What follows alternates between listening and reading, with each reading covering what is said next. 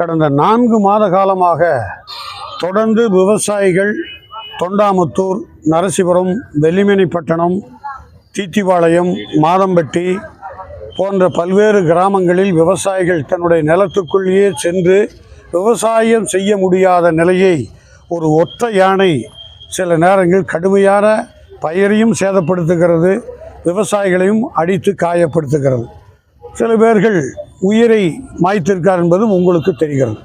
இப்பொழுது தொடர்ந்து விவசாயிகள் குறைதீர்வு கூட்டத்தில் எங்களுடைய கோரிக்கை முன்வைத்து வருகிறோம். வனத்துறையும் உரிய நடவடிக்கை எடுப்பதாகவும் விரட்டுகிறார்கள். பிறகு அது இடைவெளி வந்து விடுகிறது. உரிய பாதுகாப்பு கவசங்கள் விவசாயிகளுக்கும் வழங்கப்பட வேண்டும், அந்த இவர்களுக்கும் தரப்பட வேண்டும், வனத்துறைக்கும்.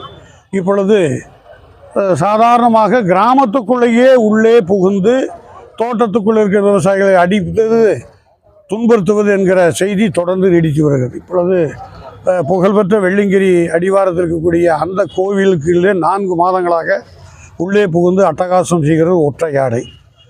இந்த ஒற்றை யானையினால் அந்த பகுதி முழுக்க கடுமையாக பாதிக்கப்படுகிறது. முன்றைய தினம் கடுமையான போராட்டத்தை விவசாயிகள் நடத்தினார்கள், சாலமறியல் செய்தார்கள், போராட்டம் நடத்தினார்கள். வனத்துறையும் நேரிலே வந்தார்கள், வந்து உரிய நடவடிக்கை எடுப்பதாக சொல்லப்படுகிறது.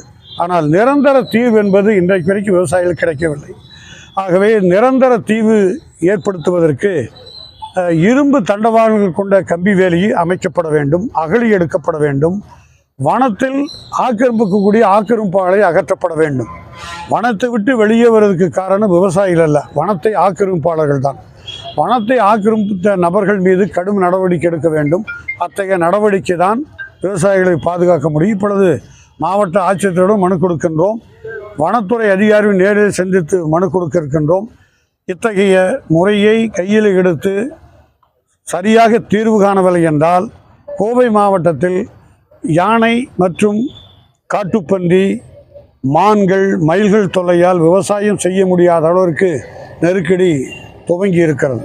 தொடர்ந்து மனு கொடுத்து ஓய்ந்து போன கரங்கள் இனி போராடுவது தவிர ஒரு வழி என்று விவசாயிகள் ஒரு முடிவுக்கு வருவார்கள். ஆகவே முன்கூட்டியே அரசாங்கம் இதுக்குரிய நடவடிக்கை மேற்கொள்ள வேண்டும் என்றுதான் இப்பொழுது இந்த மனு கொடுக்க வந்திருக்கின்றோம். மனுவை உரிய முறையில் பரிசீலித்து உடன் நடவடிக்கை எடுக்க வேண்டும் என கேட்டுக்கொள்கிறோம்.